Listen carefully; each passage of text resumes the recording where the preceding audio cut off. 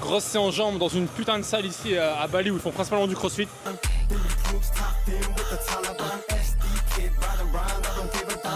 Même si je dois mettre 3, 4, 5 000 euros là pour me faire coacher en bourse par exemple, les meilleurs mois c'est septembre, octobre, novembre. Qui a fini sur un magnifique TP en quelques minutes.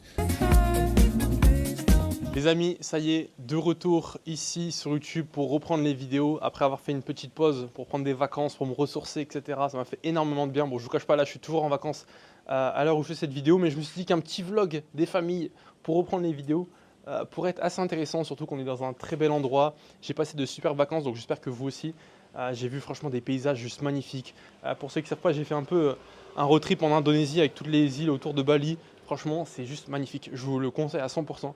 Je faisais 3-4 jours, 3-4 jours, 3-4 jours. Donc, autant vous dire que niveau trading, j'ai pas forcément bossé beaucoup. Déjà depuis juillet-août, je suis un peu sur un trading un peu light parce que ici à Bali, le décalage horaire, bon, on trade à 21h30 tous les jours. Des fois, je suis avec des amis, je suis en soirée, je suis pas disponible. Donc, je trade pas forcément. En plus, c'est juillet-août, on sait, c'est un peu plus calme sur les marchés. Donc voilà, je profite un maximum, je me ressource et surtout, je prépare la rentrée. Honnêtement, j'ai pas mal bossé, j'ai créé pas mal de choses, je vous en parlerai dans cette vidéo. Mais j'ai hâte de reprendre en septembre, même un peu avant, je pense, à fond sur les marchés. Là, j'ai loué une villa. Je vais vous montrer la villa. Elle est juste pas mal, franchement pas mal. Je vais commencer par le bas et ensuite je montre ce qui se passe sur le toit, c'est juste magnifique. Bon, c'est villa vraiment en mode Bali. Après, c'est dans un hôtel, donc c'est un petit peu différent. C'est pas vraiment le cadre qu'on a l'habitude, mais ici, voilà, on voit, c'est toujours un peu la même chose ici à Bali. Elle est à l'ombre, donc il n'y a pas trop de soleil, pas trop de lumière, mais bon. Donc, assez, on va dire assez classique, assez sympa. Ça, c'est très rare d'avoir une villa qui est assez bien ameublée, aussi jolie. Donc voilà, classique. J'ai mis le setup ici, vous voyez, là, pas d'ordi, pas de setup, donc on fait comme, on fait comme on peut. Le salon qui est là. On a une petite chambre sympa, assez sympathique. Il y en a qui travaillent. Salle de bain, voilà. Bon, tout ce qu'il y a de plus classique. Le plus intéressant, c'est ce qui se passe dehors. C'est pour ça que j'ai pris cette villa en fait. Hop, donc ici vous sortez. Tac, tac, tac. Vous allez ici sur le toit de la villa. Et là par contre j'étais assez surpris de ce qu'il y avait. Vous arrivez ici, magnifique terrasse. Le coin barbecue. Bon, je pense qu'on va quand même en faire un. Mais franchement, d'avoir ça dans sa villa, ça c'est vraiment cool. Les petits beds ici. Et là, les gars, la piscine. Si c'est pas une dinguerie. Bon, de base, ils disent que c'est un jacuzzi, mais sauf que ça fait pas de bulle. Donc pour moi, un jacuzzi qui fait pas de bulle, c'est simplement une piscine. Mais franchement, quand vous êtes sur le toit, donc là en fait, si vous voulez, c'est qu'un hôtel. Et en fait, ils ont tous la même chose. Tous des piscines sur les toits. Donc franchement, c'est vraiment cool. Tous les jours, je me pose là. Je peux travailler ici dehors. Et puis voilà, bon, ce qui est dérangeant à Bali, c'est que c'est ça. C'est qu'il y a 80% de chances qu'à côté de votre villa, vous ayez des constructions. Donc là, ça fait du bruit. Bon, là, c'est la pause midi, donc ça va. C'est pour ça que j'en profite pour faire cette petite vidéo. Mais voilà, franchement, c'est une des dernières villas qu'on va louer. J'ai dû en prendre pas mal là, depuis deux mois à Bali. J'ai visité pas mal d'endroits.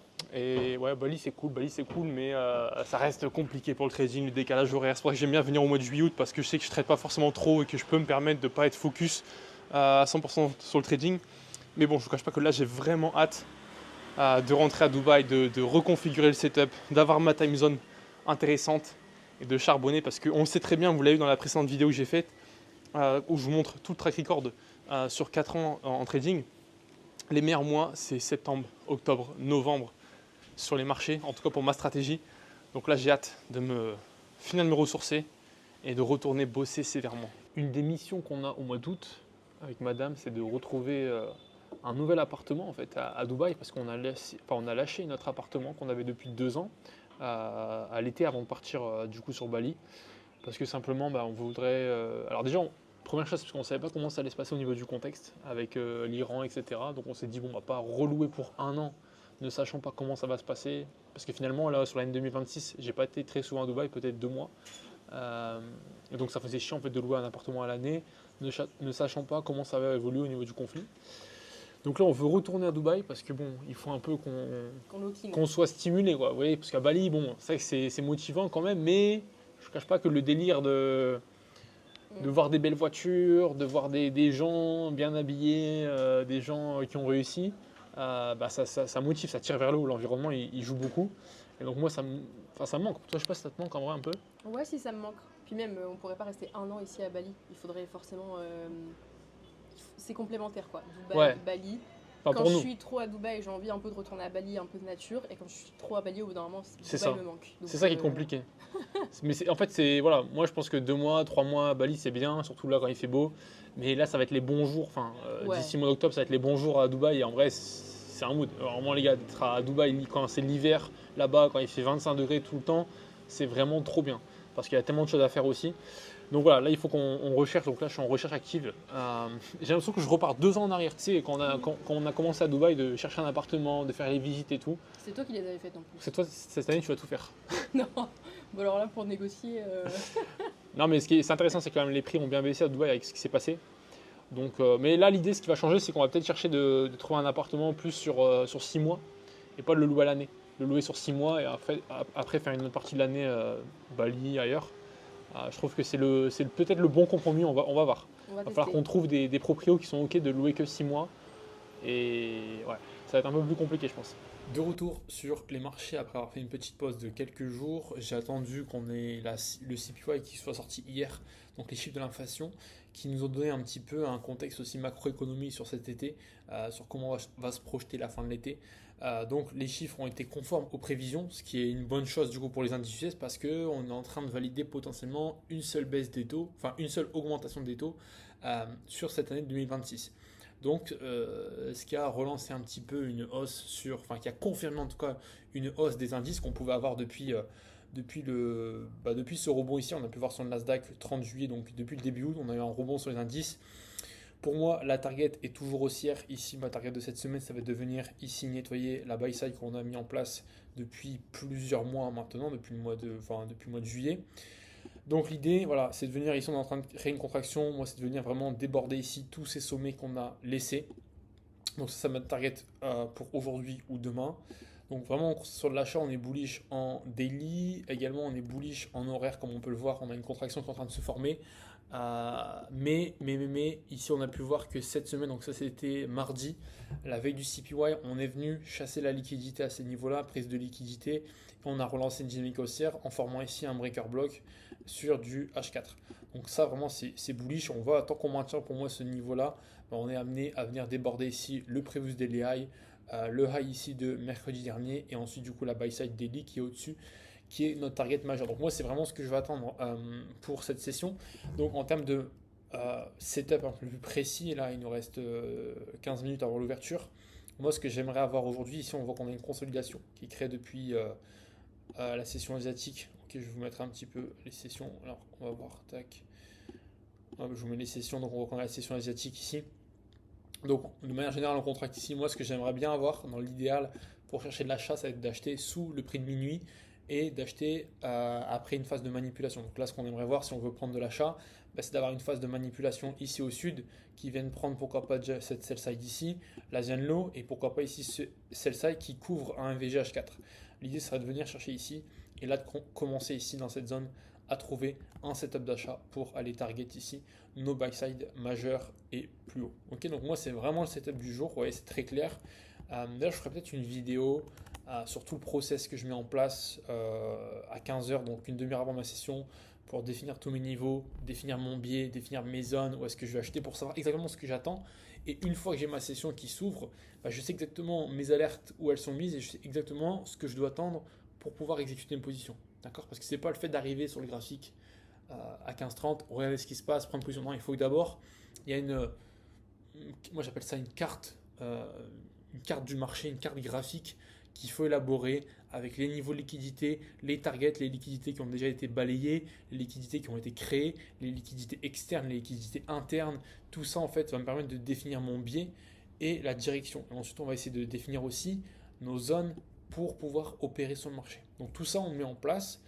C'est ce que j'apprends aussi du coup à mes élèves à faire, c'est la préparation déjà mentale, donc le pré-market qu'on fait pour se mettre dans de bonnes conditions, mais aussi la préparation graphique avec la carte graphique qui va nous permettre de savoir où est-ce que le prix se situe, où est-ce qu'il doit aller, et qu'est-ce qu'on doit attendre. Et tout ça, si on le fait en amont de la session, on va pouvoir être beaucoup plus serein, beaucoup plus détendu et surtout beaucoup plus efficace dans le fait de respecter notre plan et ne pas être pris par nos émotions. Donc ici, on va attendre l'ouverture. On va venir ici, je vais indiquer aussi le lot de la session qu'on a ici, on va appeler ça la session de Londres, mettre des alertes, voilà, venir au moins nettoyer ce niveau-là. On va regarder aussi par rapport au S&P, on peut voir qu'on a déjà une divergence, hein, parce que là on peut voir que le S&P n'est pas venu prendre le lot de Londres, et on peut voir que ici le lot a été pris. Donc là on va déjà indiquer ça. Même si moi j'attends toujours les 15 premières minutes de la session pour voir, parce que souvent les 15 premières minutes c'est des mouvements assez brusques qui peuvent balayer. Donc je vais attendre ça, je vais attendre les prises de liquidité. Idéalement, vous voyez, si on trace ici, comme je vous l'ai mis en 1 heure, on est venu balayer et prendre la liquidité ce lot de base avec la création du breaker ici H4. On doit pas, ça c'est un lot protégé, ce qu'on appelle un lot protégé. Donc là, si je trace en Fibo, par exemple, idéal c'est qu'on revienne ici, dans cette zone ici des 50%, dans la zone, ce qu'on appelle la zone à discount. Ici, et de trouver un achat dans cette zone avec la prise de ces sell side. Voilà. C'est tout ce que j'ai à savoir sur ma session.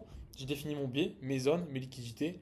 Maintenant, il ne reste plus qu'à opérer lorsque notre setup va se présenter tout simplement. D'ailleurs, pensez bien à rejoindre le canal Telegram. Je vais reprendre l'activité dès lundi après des bonnes vacances. On va pouvoir se remettre au travail et vous partager mes analyses, mes positions, tout ce que je compte mettre en place sur les 5 derniers mois de l'année, ainsi que pas mal de surprises qui vont vous aider dès la rentrée, dès le mois de septembre, à pouvoir vraiment scaler votre trading, prendre les choses sérieusement en main pour faire en sorte qu'avant la fin d'année, vous puissiez valider vos comptes Propfirm sereinement et tirer vos premiers payants.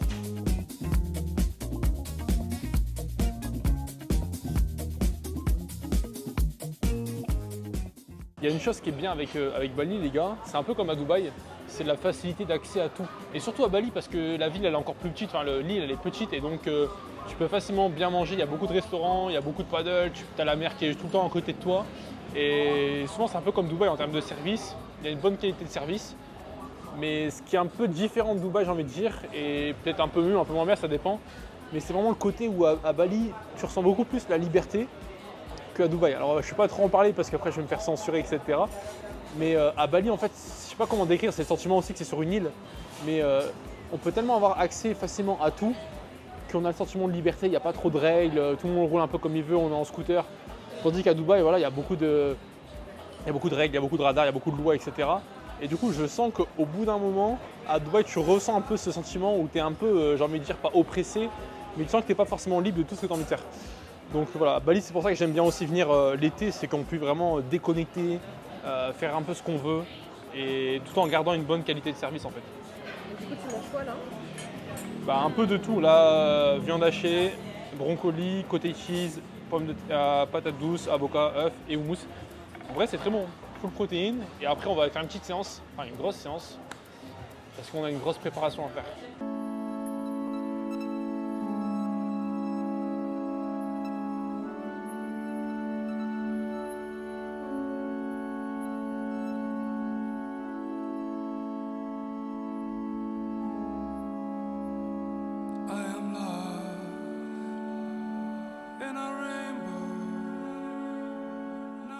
Ok, donc la première trade qui n'a pas été exécutée, le marché est parti très très fort dès l'ouverture. C'est un peu aussi à ce que je m'attendais parce que si on regarde bien ici en M15, le marché est très très fort. Très très fort, là ça risque de même partir, peut-être chercher la buy side directement.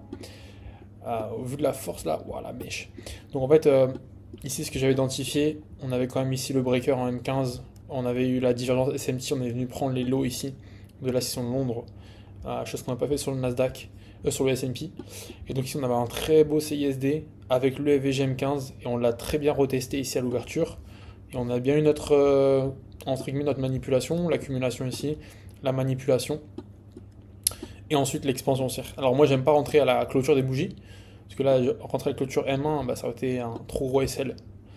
Donc moi l'idée c'est d'attendre le retest à ce niveau-là. De pouvoir, hop, mettre le SL là, d'avoir au moins du 1 pour 2, enfin 1 pour 6 là, parce que le SL est quand même, ouais, ça va. 1 pour 6 sur le previous daily high et la target finale ça aurait été ici. Donc là on aurait pu prendre un beau trade à 3,30, ça aurait été un beau trade. Maintenant je continuerai à chercher de l'achat pour cette session, tant qu'on n'est pas venu livrer la buy side qui est mon objectif majeur. Bon les gars, cet après-midi c'est énorme séance, grosse séance jambes dans une putain de salle ici à Bali où ils font principalement du crossfit. La musique est super forte, je sais pas si vous allez m'entendre, mais c'est vraiment énervé, ça motive vraiment. Regardez les infrastructures, l'installation est dingue. Donc là c'est la première fois que je viens dans cette salle et on a tout ce qu'il faut. Et du coup au programme aujourd'hui, grosse séance jambes. Là ça fait 2 jours déjà que j'ai des courbatures. Hier je fais grosse séance run, avant-hier c'était full body. Et du coup là je prépare en fait une deuxième compétition d'Irox, enfin une troisième. C'est vrai que je m'entraîne beaucoup. J'ai commencé la prépa cette semaine et je vous en parlerai en détail juste après. Mais du coup, on va essayer de faire une petite séance, faire une grosse séance. Il y a beaucoup de monde, on va essayer de trouver de la place. Mais ça va être très ça.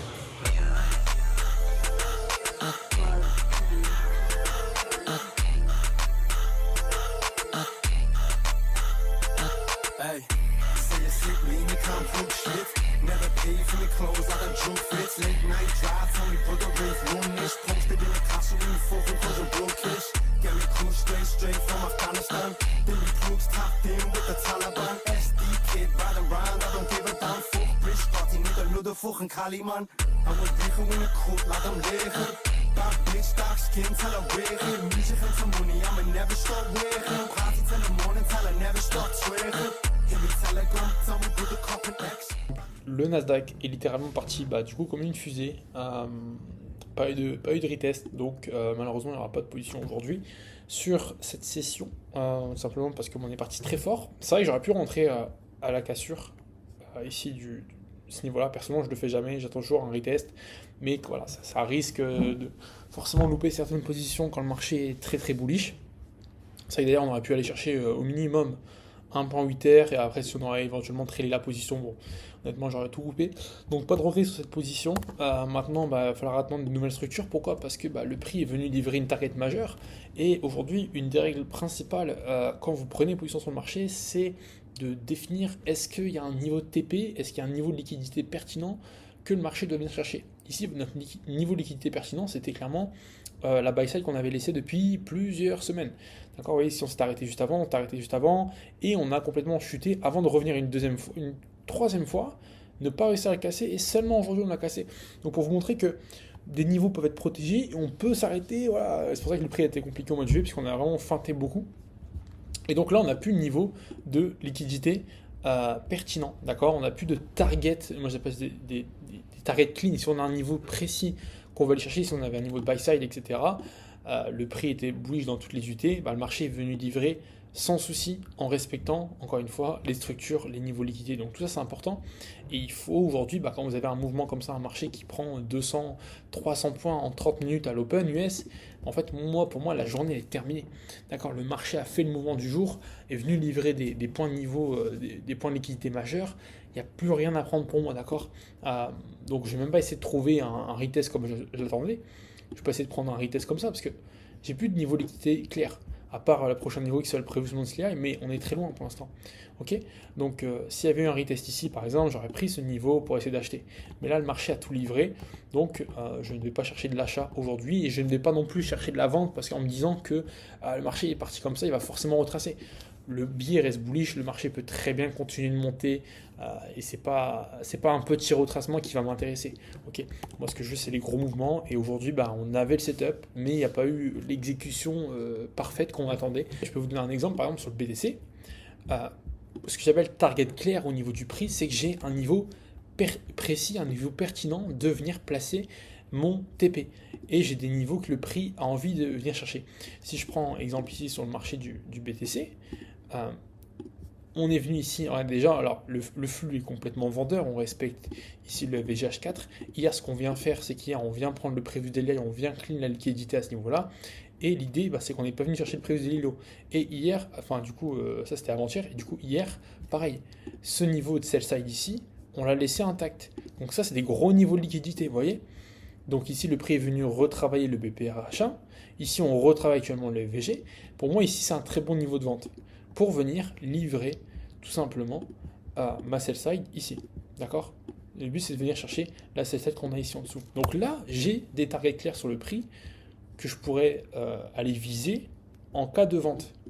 Et donc, vu que j'ai des targets clairs, je peux me permettre de me dire, ok, ça peut être une position. Mais si j'ai pas de target clair, j'ai juste un setup qui se présente, il n'y a pas de sens, d'accord ?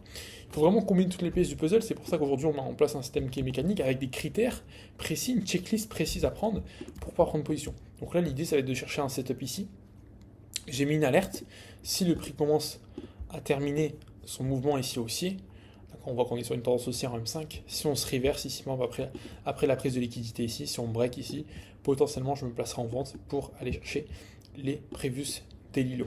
À la troisième séance de la préparation terminée, ouais, je suis trop content de reprendre là, une préparation Aerox. Ça me redonne un nouvel objectif dans mes entraînements, dans ma vie quotidienne. Au-delà du trading, ça me permet de vraiment couper, de me dire ok, là j'ai vraiment un autre gros objectif à préparer. Donc là, voilà, petit Aerox que je vais faire au mois de septembre à Rome. Donc j'ai encore un bon mois et demi de préparation. Et en fait, il faut savoir que vraiment, j'applique les mêmes choses que ce que je fais moi en fait dans le trading. Quand je dis aux gens, ouais les gars, si vous voulez aujourd'hui être performant dans un domaine, bah, faites-vous accompagner, faites-vous former. Et aujourd'hui, moi, c'est ce que je fais. Là, en fait, j'avais la possibilité de faire une préparation seule, comme je l'ai fait pour le premier Aerox, où je me suis fait une prépa seule. ChatGPT, tu connais, on prépare un planning, on fait les entraînements. Mais la réalité, c'est qu'aujourd'hui, si je veux vraiment performer, si je veux atteindre un beau résultat lors de ma compétition, en fait, je vais directement les faire coacher par des mecs qui sont déjà passés par là où je suis. Et aujourd'hui, moi, j'ai pris un coach, je paye plusieurs centaines d'euros par mois. Il a fait les championnats du monde, il a fait les championnats de France, etc. Donc voilà, c'est un mec qui est vraiment compétent dans ce qu'il fait. Et en fait, il va me permettre de pouvoir déjà, moi, gagner du temps sur le fait que ça ne va pas me prendre des heures à préparer, à faire ma programmation, à réfléchir à mes entraînements.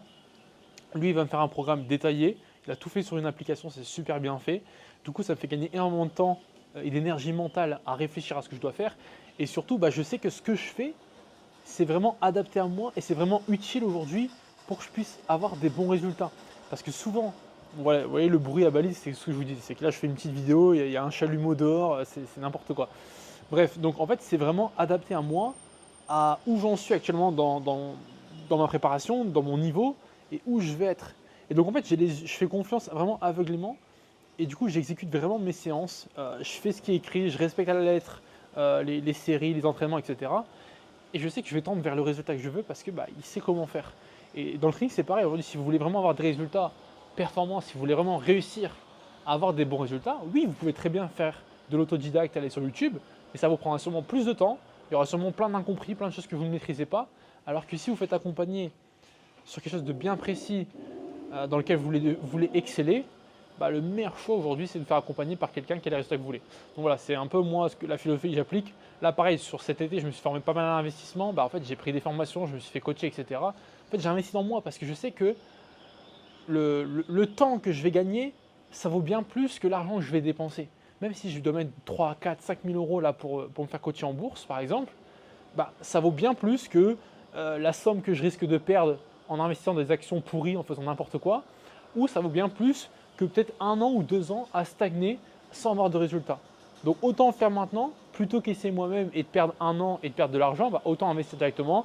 Je mets 5 000 balles et au pire, dans 6 mois, 7 mois, j'aurai récupéré mon investissement parce que j'aurai appris la bonne manière de faire tout simplement. Alors concernant le trade que je vous expliquais hier sur le BTC, je vous mets rapidement du coup le review de cette position qui a fini sur un magnifique TP en quelques minutes. Donc comme on l'avait vu, on était complètement ici baissier sur le marché, on est revenu dans ce petit VGH1. On est venu ici en fait chasser, alors ça c'est aujourd'hui, tac tac tac, on est venu ici chasser la liquidité. Donc ici on voit qu'on avait une dynamique baissière, comme je vous l'ai dit, il fallait attendre une cassure d'un creux. On a eu la prise de liquidité ici sur London High, prise de liquidité. Et ensuite on avait eu notre setup tout simplement qui s'est mis en place. Donc moi je suis rentré ici au retest, quand en M3 ça allait très vite. J'ai attendu un retest sur ce petit FVG, le prix d'entrée était juste parfait. Donc prix d'entrée ici, parfaitement exécuté. Et du coup, mon TP sur, comme je vous l'ai dit, les sell side. Parce que c'est là, encore une fois, que le marché se déplace. Il faut vraiment comprendre que sur le marché, dites-vous, en fait, moi je me pose toujours ces questions.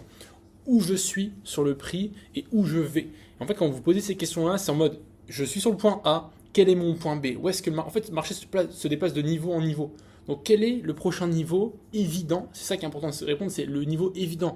Pas forcément sûr à 100% qu'on va y aller, mais un niveau évident que le prix, sur lequel le prix pourrait être attiré. Et ce niveau-là, ici, c'est simplement du coup toutes les sell side parce qu'on est sur un biais vendeur et du coup, les targets quand on est sur un biais vendeur, ce sont les sell side. Donc là, c'est ce qu'on a eu. Et puis voilà, le trade du coup a clôturé en, je sais pas, 15, 30, 45, 1h, 1h15. Donc c'est 2,80 R. Moi j'ai eu la surprise au réveil ce matin parce que c'est un trade qui s'est clôturé ici à 2h30 si je ne me trompe pas.